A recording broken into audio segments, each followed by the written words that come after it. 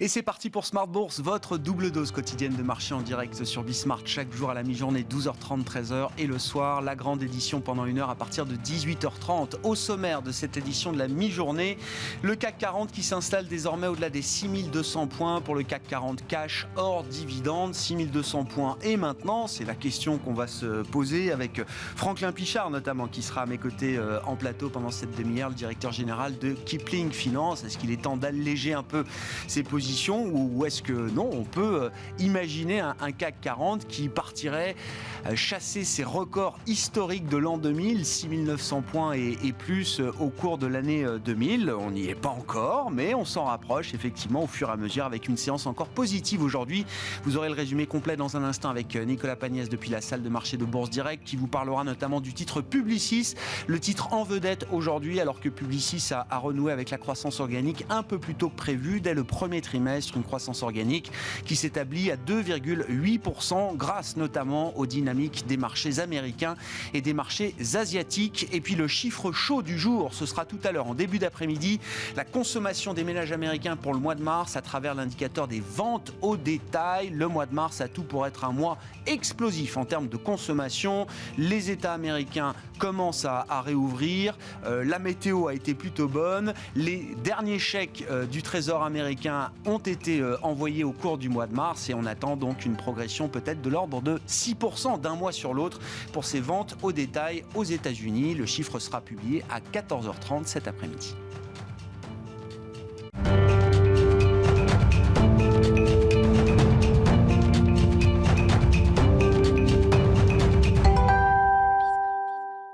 Tendance, mon ami, en fil rouge tout au long de la journée sur Bismart, c'est avec Nicolas Pagnès depuis la salle de marché de Bourse Direct. La tendance est en légère hausse à la Bourse de Paris à la mi-journée au sein d'une séance marquée par de nombreuses statistiques attendues mais aussi par une saison des résultats qui bat son plein. Du côté des statistiques, tout d'abord, les investisseurs ont pu prendre connaissance ce matin des chiffres de l'inflation en France et en Allemagne avant de découvrir cet après-midi de nombreuses statistiques américaines comme l'indice Empire State ou encore la production industrielle au mois de mars. En France, donc, l'inflation ressort en progression de 1,1% sur un an donc au mois de mars après une hausse de 0,6% en février. Une progression en ligne avec les premières estimations publiées fin mars. En Allemagne, l'inflation est de son côté confirmée à 2% sur un an au mois de mars, progressant de 0,5% par rapport à février. Au-delà des statistiques, l'attention des investisseurs est tournée ce matin sur les résultats d'entreprises déjà publiés et à venir. Aux États-Unis, tout d'abord, la saison des résultats a débuté hier avec la publication des résultats trimestriels de 3 grandes banques. JP Morgan a fait état d'un résultat net multiplié par 5 par rapport au premier trimestre 2020 à 14,3 milliards de dollars sur les 3 premiers mois de l'année. Goldman Sachs a de son côté enregistré un profit historique de 6,84 milliards de dollars à comparer aux 1,12 milliards de dollars au premier trimestre 2020, tandis que Wells Fargo annonce un résultat net de 4,74 milliards de dollars au premier trimestre 2021 contre 650 millions de dollars un an auparavant. À la suite de ces premiers résultats sont attendus aujourd'hui ceux de Citigroup, de BlackRock, de Bank of America ou encore de United Health aux États-Unis. En France, à présent, les investisseurs ont de leur côté pu découvrir les résultats de Publicis. Le numéro 2 mondial de la publicité affiche une hausse de 2,8% de son revenu net au premier trimestre 2021, tout en rappelant que cette progression était analysée en prenant en compte l'environnement difficile dans lequel l'entreprise se trouve toujours. Pour le trimestre à venir, Publicis anticipe en revanche une progression organique comprise entre 8 et 10%. Publicis qui prend d'ailleurs la tête du CAC 40 à la mi-journée, gagnant plus de 3,5%. Les investisseurs parisiens qui devront en revanche attendre ce soir pour découvrir les résultats de L'Oréal cette fois-ci ou encore de la Française des Jeux. Cela n'empêche pas d'autres actualités sur les valeurs entre-temps. On note par exemple qu'à la suite d'une première offre jugée insuffisante par la banque italienne Creval, Crédit Agricole remonte son offre de 10,50 € par action à 12,20 € par action, valorisant l'entreprise aux alentours de 850 millions d'euros. Crédit Agricole qui avait fait part fin mars de son intention de racheter la banque italienne et dont l'offre tient jusqu'au 21 avril. Notons également qu'au terme de sa première journée de cotation hier, le titre Coinbase gagnait donc hier soir 31% de sa valeur, ce qui valorise donc à un peu plus de 328 $, un niveau qui valorise l'entreprise à 85 milliards de dollars. Rappelons que Coinbase a fait donc ses premiers pas en bourse hier sur le Nasdaq à 250 dollars par action, ce qui lui donnait, lors des tout premiers instants de cotation, une valorisation de 65 milliards de dollars. Au-delà de l'actualité des valeurs, on note sur le front sanitaire que le Centre américain de contrôle pour la prévention des maladies maintient pour le moment sa demande de mettre en pause le vaccin développé par Johnson & Johnson sur le territoire américain, le temps d'évaluer les risques de thrombose apparus chez certains patients. Tandis que sur le front monétaire, on rappelle que Jérôme Powell, qui s'exprimait hier soir devant l'Economic Club de Washington, a rappelé que la Réserve fédérale continuera à soutenir l'économie et que la réduction du montant de ses rachats d'actifs interviendra bien avant que la Fed n'envisage de relever ses taux directeurs. Une annonce qui peut d'ailleurs venir expliquer en partie le recul du rendement à 10 ans américain qui est aux alentours des 1,61% à la mi-journée. Nicolas Pagnès en fil rouge avec nous tout au long de la journée depuis la salle de marché de Bourse Direct.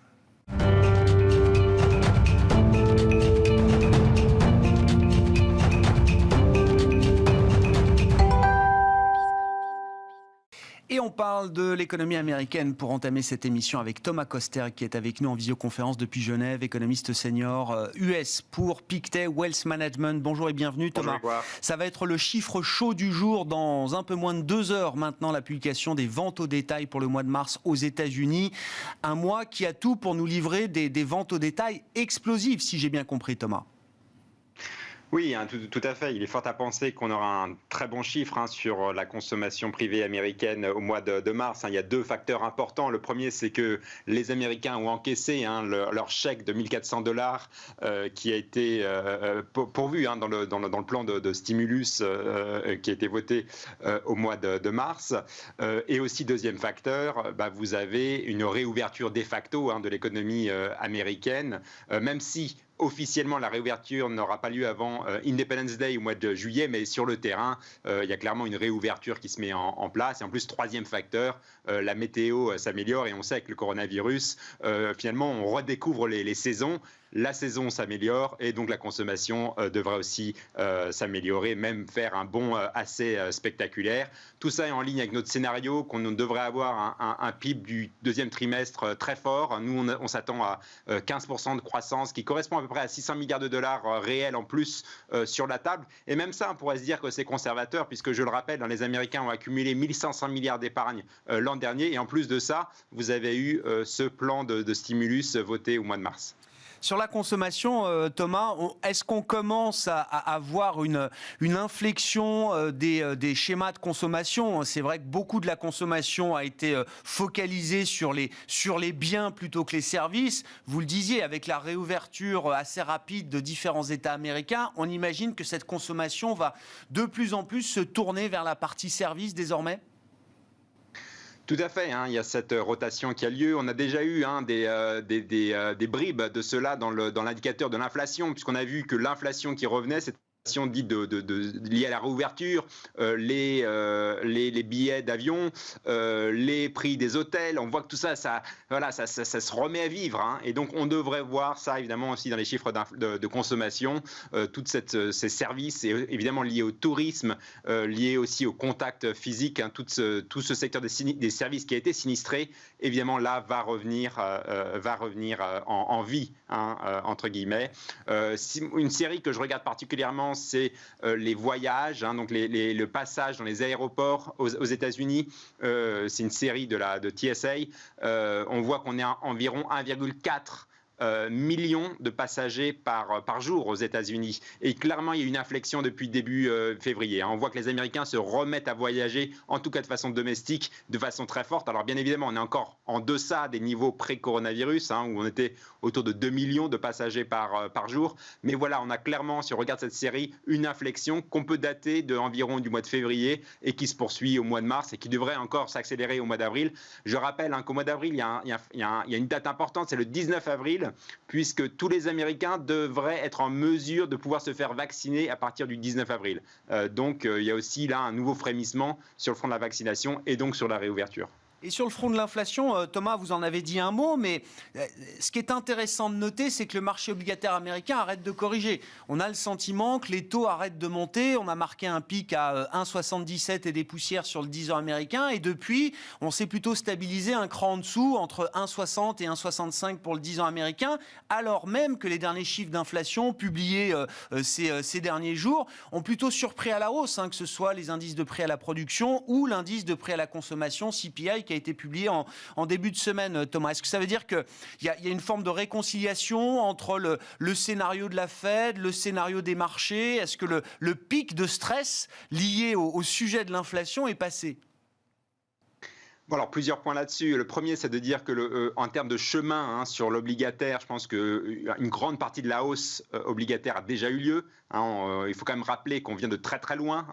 L'an dernier, en termes de taux obligataires, on a déjà beaucoup monté. Donc certes, dans notre scénario, on a encore un peu de marge de manœuvre à la hausse, mais ça viendra plus des taux réels que des taux d'inflation. Le marché obligataire price déjà beaucoup d'inflation et on se rend compte que même, voilà, comme vous l'avez dit, l'inflation des consommateurs a un peu surpris à la hausse, mais quelque part, on avait l'impression que le marché obligataire s'attendait à encore beaucoup plus d'inflation. Et donc, quelque part, il y a un peu un réajustement par rapport à la vue sur l'inflation. Aussi, on voit les matières premières qui commencent à faire un peu un plateau. Donc, c'est un peu difficile de pricer un surcroît d'inflation. Donc, point important, si hausse des taux longs à venir, ce sera plutôt sur les taux réels et ça pourrait venir potentiellement si on a une surprise à la hausse sur la croissance à très court terme. Sur la Fed, on a aussi un peu un status quo. Le marché est déjà très agressif, price des hausses de taux d'ici décembre 2022. Alors que la Fed passe son temps à nous dire qu'elle sera patiente et qu'elle attendra que le marché du travail soit complètement revenu à son niveau pré-coronavirus avant de monter les taux. Donc il y a un peu encore une dissonance entre le marché monétaire qui price donc décembre 2022 pour la hausse de taux et la Fed qui nous dit pas avant 2024 potentiellement. Encore une fois, là, je pense qu'il n'y a pas beaucoup de marge de manœuvre. Ça sera assez difficile de pricer des hausses de taux de la Fed avant cela sans vraiment une grosse surprise sur l'inflation et c'est peu probable qu'on l'ait à court terme. Bon, Jérôme Powell s'exprimait encore hier devant des économistes d'ailleurs, le club économique de Washington. Thomas, parce que avant les hausses de taux, il y a quand même l'idée d'avoir une inflexion sur le programme de rachat d'actifs, ce qu'on appelle le fameux tapering, la réduction progressive des achats, qui sera la première étape en matière de politique monétaire pour la Réserve fédérale américaine, bien avant les hausses de taux. C'est ce que nous a répété Jérôme Powell hier. Est-ce que vous avez une idée de quand ce point d'inflexion pourrait intervenir? Est-ce que c'est cette année, fin d'année? Est-ce que ça peut être beaucoup plus tard encore?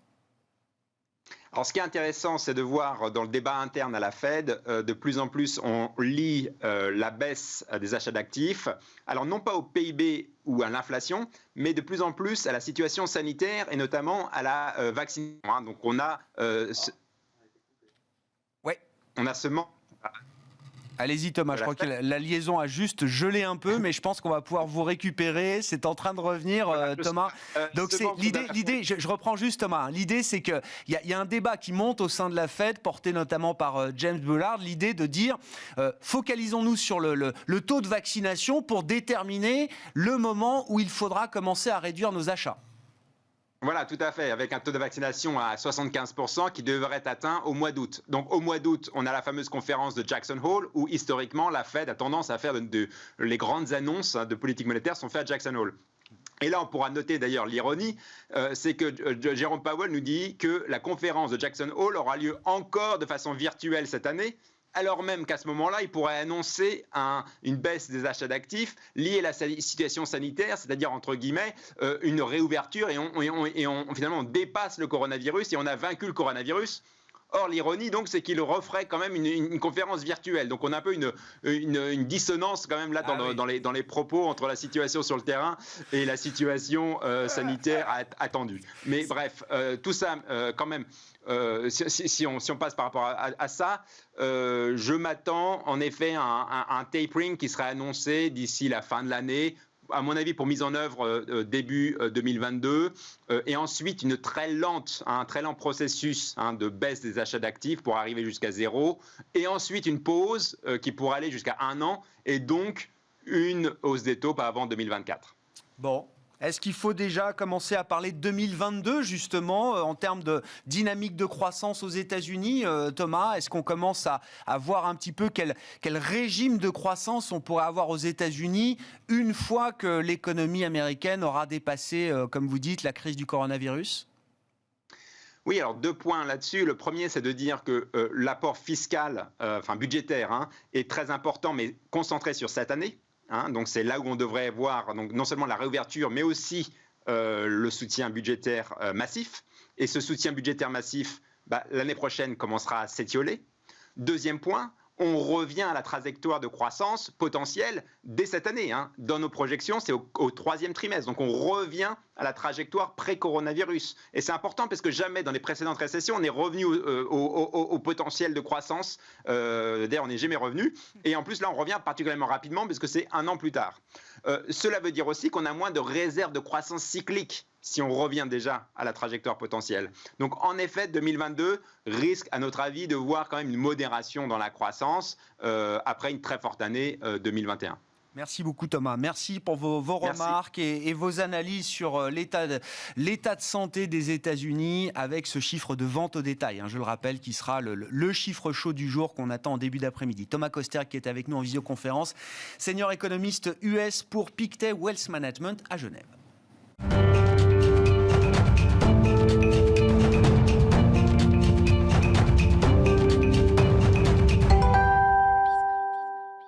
Et tout ça nous amène à parler de nos marchés boursiers en Europe et à Paris notamment, avec Franklin Pichard, directeur général de Kipling Finance, qui est à mes côtés en plateau. Bonjour Franklin. Bonjour Grégoire. Bienvenue, merci beaucoup d'être là. Bon, la big picture du jour, c'est évidemment le CAC 40 hors dividende qui s'installe au-delà des 6200 points, des niveaux qu'on n'avait plus vus depuis l'an 2000. Il faut remonter à l'an 2000 pour parler de records historiques sur le CAC 40 hors dividende. 6200 points et maintenant, c'est un peu la question. Comment est-ce que vous jugez ce niveau de marché aujourd'hui, Franklin ? Écoutez, il y a une quinzaine de jours ou 3 semaines, on avait dit qu'on prenait un petit peu nos bénéfices. On était autour des 6000 points. On considérait que c'était déjà une belle performance. Et on était encore un petit peu dans l'attente à ce moment-là de nouveaux drivers qui allaient nous donner le potentiel de s'apprécier différemment et encore davantage. Finalement, sans trop d'effet, on a pu maintenir cette trajectoire. Et aujourd'hui, après avoir commencé à faire un peu de cash, on reste positionné parce que on a un nouveau catalyseur qui sont la saison des publications. Alors elle démarre juste cette semaine, mais pour le moment, ce qu'on voit est très beau. On le voit avec les banques américaines qui reflètent un petit peu. Tout le monde, à travers les résultats des banques américaines, attendait un petit peu de voir ce que derrière les entreprises allaient pouvoir annoncer. Or, c'est très bon. On l'a vu hier. Alors, ça a été, on a commencé par le bouquet final avec LVMH. Ouais, donc, c'était absolument extraordinaire. Mais on a eu l'occasion de l'évoquer ensemble, des titres qu'on ne soupçonnait plus, dont on n'attendait plus grand-chose, comme Publicis. Eh bien, on voit que là aussi, les résultats sont au rendez-vous, qu'il y a une dynamique qui est en place, passée et à venir. Donc, ce sont autant de motifs qui font que les investisseurs se disent maintenant, j'en ai un peu encore en réserve. D'abord, j'ai des plus-values. Je peux me permettre de voir en cas de correction quel sera ce niveau de correction, mais j'ai des plus-values tellement énormes et importantes que je peux payer pour voir et rester dans ce marché dans l'immédiat. Ouais, c'est intéressant, LVMH Publicis, parce qu'on est vraiment aux antipodes. LVMH, même s'il y a eu quelques trimestres compliqués l'an dernier, on n'avait pas trop de doutes sur la capacité du numéro 1 mondial du luxe à maintenir quand même une dynamique de croissance, alors qui s'est révélée spectaculaire. En revanche, c'était moins évident pour un groupe comme Publicis, qui renoue avec la croissance plus vite que prévu. Je note juste le parcours boursier quand même de Publicis. Pour le coup, le marché a quand même bien vu les choses, visiblement, parce que le titre a doublé par rapport au point bas de mars 2020. Assez spectaculaire comme trajectoire, là. Comme LVMH. Ouais, LVMH a également doublé sur son point bas depuis mars 2020 aussi. Donc effectivement, on voit que pas du tout pour les mêmes raisons, partant pas du tout du même point, on voit que les groupes et les investisseurs ont su comprendre, déceler quel intérêt on pouvait avoir à être entré plus tôt dans le marché et puis surtout à rester positionné et à rentrer aujourd'hui, puisque Publicis c'est la plus forte hausse, et de prendre des positions encore pour ceux qui n'avaient pas vu la valeur venir, quoi. C'est intéressant parce que finalement ça conforte un peu toutes les stratégies, c'est-à-dire ceux qui veulent rester focalisés sur la croissance, la visibilité, parce que des profils d'investisseurs plus conservateurs, et on pourrait l'être à moins. LVMH montre la voie. Pour ceux qui sont tentés d'être peut-être plus agressifs, plus cycliques dans leur manière d'investir, Publicis, là aussi, valide totalement ces stratégies depuis un an, quoi. Oui, tout à fait. Pour voir sur LVMH, aujourd'hui, les analystes ont un objectif de cours autour de 660 €. Ouais. Si vous me permettez cette familiarité, mais ils en ont encore sous la pédale.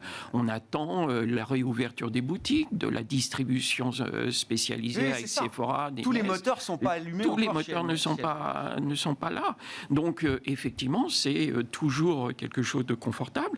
Et puis serpent de mer. Le jour où on fera un spin-off, on séparera LV de MH, la maroquinerie et la mode des spiritueux et autres. Là, on créera une valeur supplémentaire et visiblement, beaucoup d'investisseurs aussi se disent « Mais pourquoi est-ce que je vendrais LVMH aujourd'hui ?» Il n'y a aucune raison objective de vendre la valeur. Il y a des maisons de gestion. Hier, Montségur, qui est le directeur général de Montségur, interdit à ses gérants de vendre LVMH. Oui, il n'a pas tort. Il a raison. Et oui, c'est cette idée d'extraire encore un peu plus de valeur en séparant des divisions de LVMH, oui, c'est une vraie idée qui est dans le marché quelque part, toujours. C'est toujours présent, ça peut être un joker à la main de Bernard Arnault qui, à un moment ou un autre, pourrait décider de faire. Et puis, il peut y avoir l'insistance aussi des analystes qui aimeraient avoir un groupe avec des pure players de chaque côté et faire ressortir une décote un peu récurrente d'une holding cotée avec toutes sortes de métiers entre la joaillerie, la mode, le cognac, etc. quoi. Bon, LVMH, plus haut historique, plus de 300 milliards d'euros de capitalisation boursière. Je crois que ça les met dans le top 10 mondial quand même des capitalisations boursières, ou dans le top 20 je crois, donc, et numéro 1 en Europe.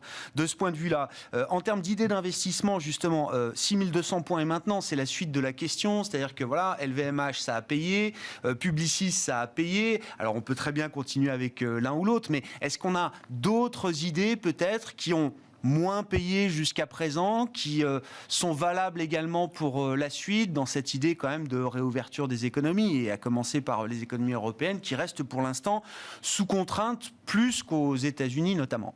Oui, c'est ce qu'on disait à l'instant. Il y a ceux qui nous écoutent, qui nous regardent et qui se disent moi, je n'ai pas profité du doublement sur Publicis, par exemple.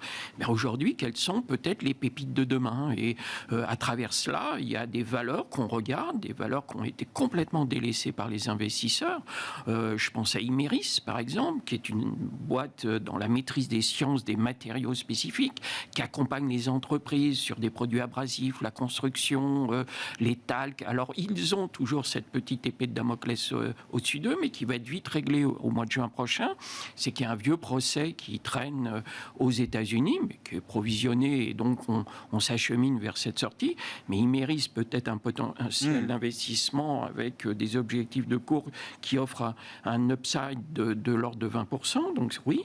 Après, il y a un titre que j'ai beaucoup critiqué pendant de nombreuses semaines et de nombreux mois, c'est Atos. Ah oui.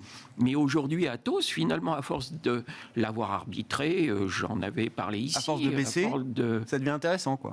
À force de baisser, ça devient intéressant. Ça devient intéressant parce qu'effectivement, on a touché les points bas et que, par ailleurs, aujourd'hui, quand vous discutez avec les analystes ou avec des gérants, ils vous disent, moi, maintenant, j'attends l'opération. Que Atos puisse être une proie pour quelqu'un d'autre. Et on voit d'ailleurs toutes les opérations qui se multiplient un petit peu parce qu'avec la reprise des courses, c'est le dernier moment pour faire ses courses. Donc, une valeur comme Atos peut présenter un intérêt. Air France, qui fait son augmentation de capital à 4,84, qui vient de dévisser de 20%, on a touché un plus bas à 4,81 ce matin. Je pense qu'aujourd'hui, on peut, à mon avis, revenir sans grand risque. On aura des annonces dans quelques semaines ou quelques jours d'Emmanuel Macron qui va dire comment on réouvrira un petit peu tout. Entre autres les voyages, ça vient d'être évoqué par votre économiste à l'instant. Les voyages domestiques aux États-Unis repartent, le transport, l'hôtellerie, etc.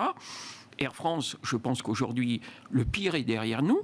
On retouche et on surtout, renoue. on a la garantie que Air France ne va pas disparaître avec le soutien de l'État Voilà, aujourd'hui. Voilà, c'est ça, avec un actionnaire de référence qui fait qu'on peut pas couler. Donc voilà, je pense que ça peut être... Pour ceux qui veulent investir aux côtés de l'État dans une entreprise du secteur aérien. Une autre petite idée, Air Liquide, ça va être une année de distribution, d'attribution gratuite. Donc le titre n'a pas fait grand-chose, il fait moins de 5% au début de l'année. En revanche, on a ce virage électrique, hydrogène, etc. Et on a une vraie stratégie qui s'est mise en place, qui va finir par payer. On aura une distribution, une attribution comme tous les 2-3 ans. Donc là aussi, pour ceux qui veulent de être la actionnaire d'Air Liquide cette année, actionnaire, c'est plutôt favorable. C'est plutôt le bon moment. On sait qu'en général, on détache, ça perd, et puis ça rattrape immédiatement et ça corrige à la hausse. Voilà un petit peu. Puis un dernier titre aussi, c'est Lafarge Holcim. D'ailleurs, on ne dira plus Lafarge, on dira Holcim. Et là aussi... mais c'est quand même un... c'est un changement de nom qui est quand même, enfin, c'est pas juste du marketing là. Ah non, c'est quand même fort en symbole. Voilà. Lafarge n'est plus français d'une certaine manière désormais. Ah ben non, il est déjà suisse et c'est sa seconde mort en termes de fleuron du CAC 40 d'autrefois. Mais ce qu'il faut voir également, personne ne s'intéresse à Holcim ou à Lafarge Holcim depuis des années, mais il y a un nouveau PDG, le CEO qui était chez Sika avant, qui est green friendly chez Sika, c'est-à-dire que c'est une valeur qui est en train de prendre le virage écolo, climatique et autres, et donc qui va pouvoir être acheté par des gérants qui aujourd'hui ne peuvent pas acheter des valeurs non labellisées ISR et autres. Et donc, on est très en retard sur cette boîte qui également fait un virage stratégique sur ses produits, parce que du ciment, tout le monde en fait, en l'occurrence les Mexicains. On peut faire du ciment pas cher, mais là aussi, il y a eu une acquisition qui a été très importante. Ils ont racheté une société aux États-Unis il y a quelques semaines, avec des produits à forte marge, des produits plus fins, spécialisés, techniques, tournés vers l'isolation, vers le virage écologique et de la consommation, les immeubles à basse consommation.